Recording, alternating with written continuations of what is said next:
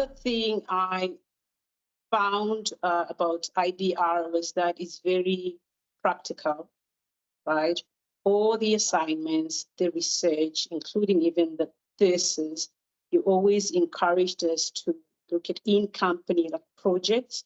So that helped me learn a lot more about the company I work for, because I needed to interact with, to do my assignments, I needed to interact with people from operations, heads of human resources, including like heads of business strategy.